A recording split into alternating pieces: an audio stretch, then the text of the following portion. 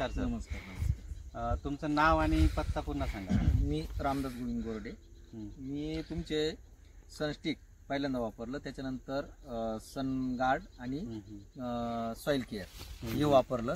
त्याच्यानंतर माझे रिझल्ट असे आले का सगळ्यात महत्त्वाचे मला आहे ना, तुमच्या सगळ्यात आधी खालची बुरशी कमी झाली. बरोबर. ते कशामुळे झाले सांगतो ना, मला जो प्रॉब्लेम होतो वाचलेले पैसे सांगतो. माझी बुरशी कमी झाली. त्याच्यानंतर माझ्या पांढऱ्या मुळीची संख्या, त्याच्यात तर विषयच नाही घ्यायचा. एका झाड हे 2 फुटावर लागवड आहे आता माझी वाली कंपल्सरी. म्हणजे रेडीमेड होल आणले तुम्ही मल्चिंगची, हे 2 फुटावर लागवड आहे.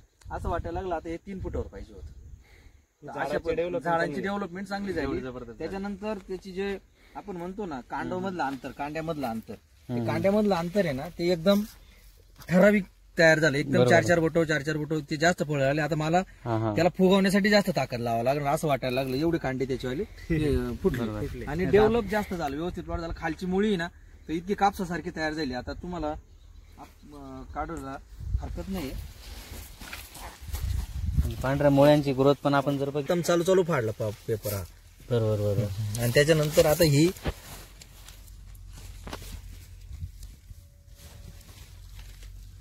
भुसभुशीत पाना आणि ही मेन मुळी ही कुठं आली बरोबर पूर्ण. ही बघा, ही बघा म्हणजे मुळीचं आपण जर बघितलं 2-2.5 फूट मुळी इथपर्यंत तुमची मुळी आहे. जर प्लॉटची परिस्थिती बघितली, बरोबर आहे, आपण बघितलं फ्लावरिंग जबरदस्त आहे, फुटवे पण जबरदस्त आहेत, बरोबर आहे.